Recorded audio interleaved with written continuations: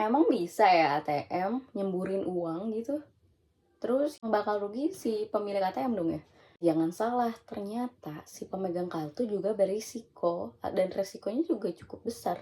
Kehilangan seluruh saldonya gitu ya. Nah, kok ini bisa terjadi sih? Kayak di film-film aja ya nggak kebayang. Nah, ternyata di Indonesia juga udah terjadi nih.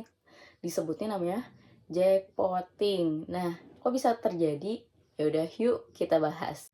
Nah, mungkin udah banyak yang tahu ya apa itu jackpotting atau mau coba searching-searching, ya intinya lah ya, kalau secara bahasa kita tahu jackpot itu hadiah atau bonus yang ya berkali lipat lah ya kalau main game contohnya. Nah, sebenarnya nggak sesimpel itu artinya.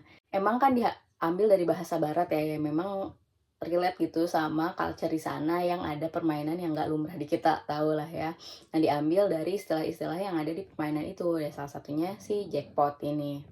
Nah, tapi kalau secara istilah ternyata jackpotting ini sebenarnya adalah proses untuk memanipulasi baik dari sistem maupun dari fisiknya si ATM ini sehingga melakukan hal-hal yang abnormal lah ya. Salah satunya ya menyemburkan uang tersebut. Nah, kok bisa? Nah, aku mungkin gak akan bahas terlalu detail karena takut ada yang terinspirasi gitu ya, jangan sampai karena aku yakin sih di sini orang-orang yang baik. Cuman kalau misalnya kedengaran orang-orang jahat kan kita nggak tahu ya. Intinya dia tuh memanipulasi dua sisi yaitu sistemnya, yaitu ya kayak softwarenya, juga si hardwarenya.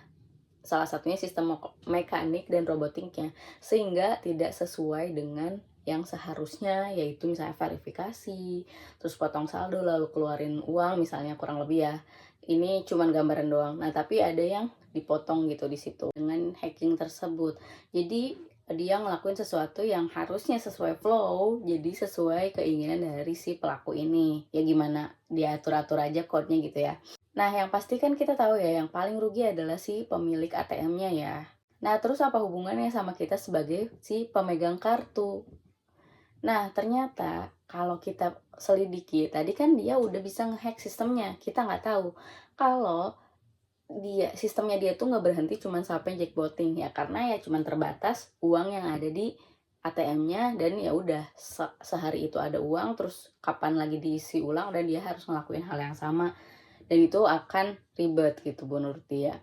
Nah, kenapa nggak dia manfaatin lagi? Karena dia udah bisa masuk ke sistemnya, dia dengan liciknya akan mengambil data-data atau skimming kartu-kartu kita gitu ya. Jangan sampai kita deh pemegang kartu-kartu akan skimming kartu-kartu dari semua nasabah atau yang bertransaksi di ATM tersebut. Ya kalau kita pakai logika kita sendiri pun ya itu lebih aman karena si pelaku nggak perlu ngelakuin aktivitas fisik yang bikin dia terancam karena identitasnya bisa diketahui ya walaupun misalnya dia nyuruh orang gitu ya.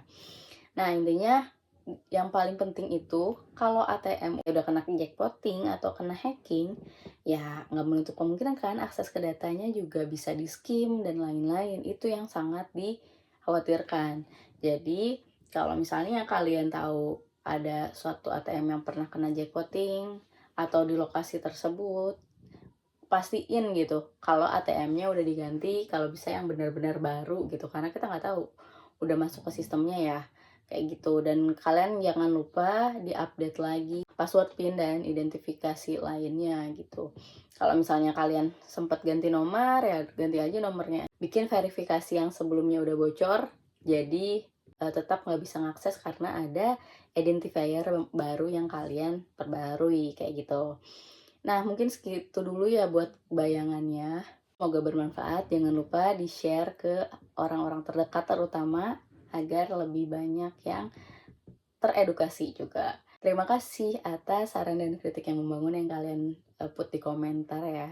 Dan jangan ragu kalau kalian punya topik yang ingin didiskusikan bareng-bareng. Dan kalau kalian ada yang mau diskusi bareng juga boleh hubungi aku ya. Makasih banyak.